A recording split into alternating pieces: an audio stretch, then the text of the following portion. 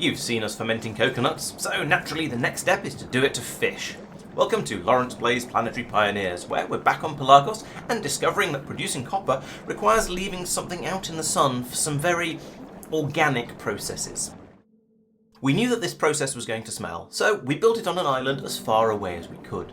The first part of the build was very familiar. Coconut plantation, 2 towers, and then expanding out to 3 when reality had some words with us. The coconuts are being processed as normal, with the husks immediately dumped into heating towers. We could turn them into activated carbon easily enough, but we weren't prepared to put in the logistical effort to transport that product to anywhere where it could be used. Hopefully we still have a sufficient supply of it on Coconut Island. We're also turning all of the wood from the trees into wooden platform. We have a great hunger for this on this island, as it's a bit of a funny shape. In fact, it feels more like an archipelago, even though we only have 1 game running. We've also been bringing it in from other islands as well. At this point, things change a bit. On Surströmming Island, we don't need any coconut oil, but we do need tons of nutrients. The Mark I design here only had 4 nutrient makers at the bottom, but I soon learned the error of my ways and added in another 6 times as much. We're also passing a healthy amount of coconut meat downwards onto the next island in the archipelago. I've also finally learned to start looping my belts of spoilables, or at least most of them. This only took about a year of play and several judgmental comments. There's an inserter here to take out any decomposed coconuts, but the nutrient belt and coconut meat belt both loop round, granted with a split in the nutrient one, to ensure that the produce keeps flowing and goes past these splitters to pull out any spoilage. As usual, spoilage is just piped straight to the heating towers. Yes, I could turn it into nutrients, but it doesn't feel worth it, and there's too much of a risk of it jamming due to too much spoilage. Each nutrient maker produces 7.5 per second, assuming it has sufficient feedstock. That means that the initial 4 make half a green belt, which is then split 50-50 between feeding the biochambers up here and being passed on to the next stage. The next 3 columns would produce 3 more solid green belts worth if we had enough coconuts coming in. The coconut meat and up to 4 nutrient belts of varying fullness head off south to the next step. The next step also starts off very familiarly. We need the fermenting bacteria, so we're breeding fish in the first 2 machines to give us somewhere for the bacteria to grow, and then growing that bacteria in the next 2. Unlike with the ethanol production, I got the ratios right this time. 0.5 extra fish per second per machine from the breeding, and 0.5 fish used per second for the bacteria. I did, however, get the ratio for the next step hopelessly out. The 2 fish fermenters at the top use a whole 1 bacteria per second each, so I'm overbuilding the bacteria by about 8 times. They also need 2 fish per second to perform the fermentation process itself, so I have an additional 4 fish breeders at the bottom. This actually is to ratio, giving us the supply of fish required to keep them running happily. You might remember from the previous videos that breeding fish takes an enormous amount of nutrient, 100 nutrients per fish. And this is why the previous chunk of the factory is attempting to output 4 green belts. 3 of them would be full if there were sufficient coconuts, and the 4th would be a quarter full for a total of just under 200 nutrients per second. I really wish I had stack inserters. Each fish breeder uses 33.3 nutrients per second when running flat out, so that actually means that if everything was running perfectly, we would have almost enough nutrients coming down the belt. However, in reality, the coconut meat production is insufficient. We will have to see whether the current production rate of theoretically 6 per second is sufficient, or whether we're going to need to grow even more coconuts and lose the giant subscribe sign that Mike has helpfully placed here. It's good advice, to be fair. You wouldn't want to miss a video. All these fish and bacteria are being passed in over here. We have extra nutrients to power the machines, and also the coconut meat that was being fed down. It turns out that's part of the recipe as well, so not only are we making fermented fish, we're flavouring them with coconut as well. I'm not convinced that's an improvement. As usual, all these belts are looped with spoilage removal, and that spoilage is taken to a heating tower. Spoilage burns really quickly, so even under heavy load, the limiting factor tends to be how quickly the inserters can load it into the tower. The fermented fish are then dropped onto a belt and taken off to the next stage. A final note for this area.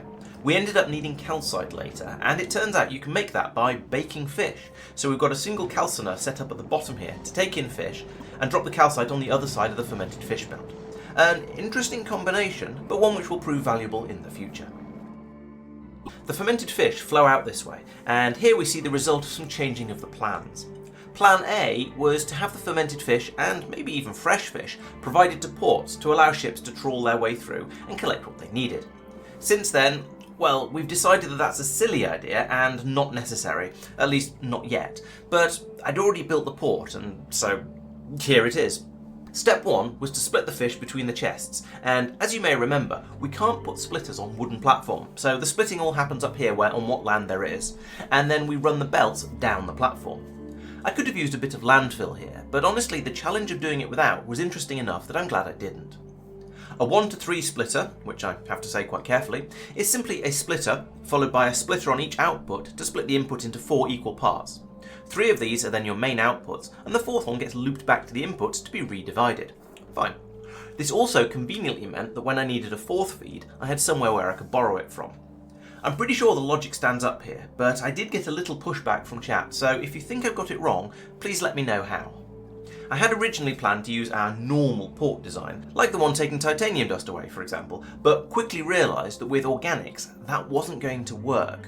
What would I do with any fermented fish that had spoiled? Put them in the ship anyway? That would just lead to a ship coming over for some supplies and leaving with a hole full of rot.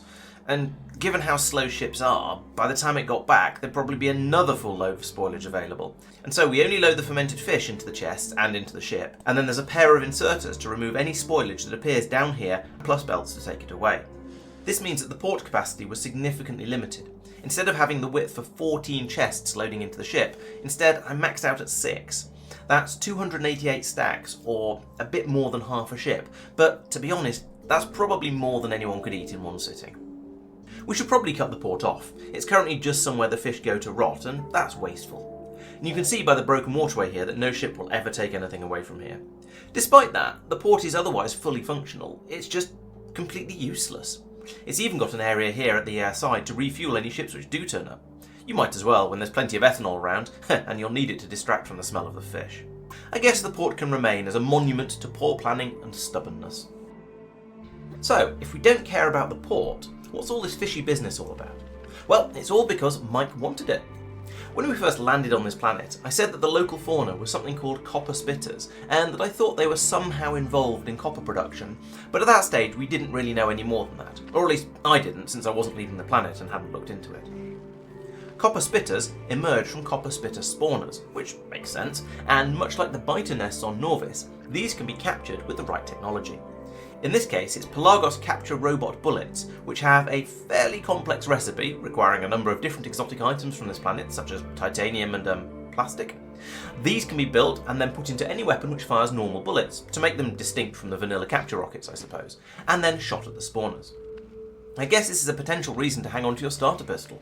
It would be quite nice to have multiple bullet weapons instead of having to swap the ammo back and forth. These latch on and then need a certain amount of protecting while they take over the spawner.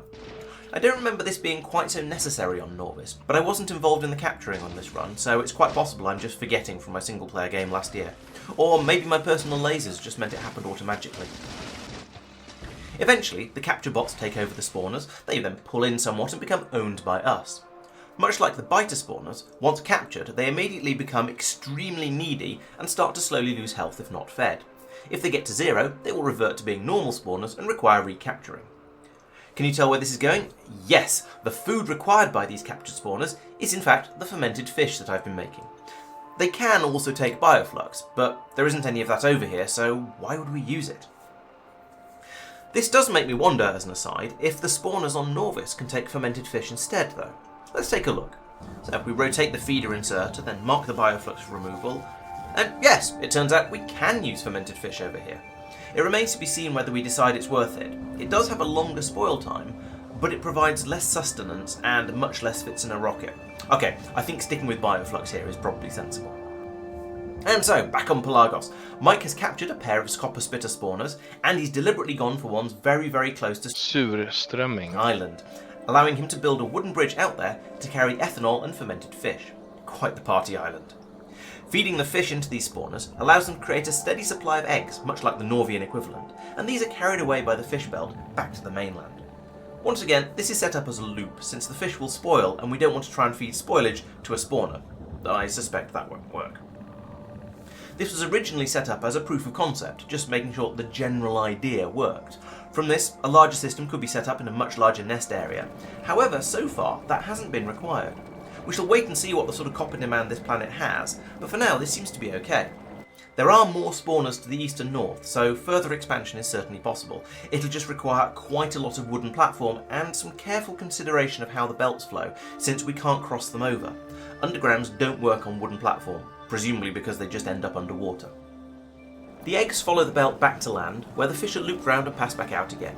Spoilage is filtered out to be destroyed with the spoilage from the port, and the eggs are passed into biochambers, hence the feed of nutrients over this way. It is possible to just bake the eggs and get copper plates from them that way, but there's a more advanced alternative, and naturally, if there's an easy way and a hard way, we're not going to do the easy way. We know you enjoy watching us suffer. If we feed in the calcite from the fish skeletons, we can produce copper ore, and that allows us to crush it in the steam crushers and get that productivity boost from it. The crushed copper ore is then passed down to the row of calciners to be cooked into hot copper plates, which cool into normal copper plates as we've seen before. There are some significant bonuses available here. We get the normal 20% bonus from crushing, plus the 5% chance of getting the copper ore back, plus an additional 30% bonus on crushing from upgrades we've researched, plus another 50% from the biochamber, and all of these stack quite nicely to a total of 245% produced. There's then an additional doubling from the calciners, but that would apply to directly baking the eggs as well. So that comes out to almost 5 copper plates from each egg. That's not bad. Rather than have each crusher feed the uncrushed copper ore back into itself, Mike has dumped it all onto this belt so it gets passed along to an additional crusher on the end, which will process that until it's all been turned into the crushed ore. I think that's a nice tidy solution, but let's not get used to those. Crushing also produces sand, which ends up in a biochamber over on the right to be turned into sandfill, which will allow me to patch at least some of the gaps in my coconut plantation, if we can ever make a decent amount of it. It uses a lot of sand, and the copper production doesn't produce all that much sand. Still, it'll get there eventually. Oh, and I said we were using steam crushers, didn't I? It seems there are no diesel crushers in this game, and we can't use the big crushers because they're electrical, and so Mike has piped in some steam from the heating towers that are dealing with the coconut husks. It's the best one to use because it has the most reliable supply of fuel. It just needs a rather long pipe to bring the steam down. Now that copper is being produced, we need a port over here to deal with it and to take it away to wherever it's needed, but that will come later. We've seen enough of those by now. I'm sure you can imagine how it'll come together. And that, my friends, is how to make copper on Pelagos. It's quite the process and involves a lot of fishy steps, but it's made a little more manageable because we've at least done bits of some of the stages before. Coconuts are very familiar to us now, fish and bacteria are old friends, and we've captured spawners in the past, but then putting it all together like this is indeed something else. And I think that shows good game design in the mod. It's getting us to make various systems, and then expand them in different ways using what we've learned and adding in something new. Factorio in general is very good for that sort of thing. On that remarkably positive note, it's time to end the video. I hope you've enjoyed it. We'll be back on Monday at 7:30 PM UK time to continue the stream, and by the time you see this, we might even be off on another planet. If you'd like to give Planetary Pioneers a go, you can grab the mod from the Factorio mod portal, use the seed 11111 to get your own copy of our universe. I'll also be back on Wednesday at 8 PM to play something else, and I'm working through some smaller mods and games at the moment, so there's lots of variety. Finally, these videos will come out every Thursday and Friday, so there's lots to see on the channel. Please make sure you're subscribed so you don't miss out. I'll see you in the next one. Bye bye.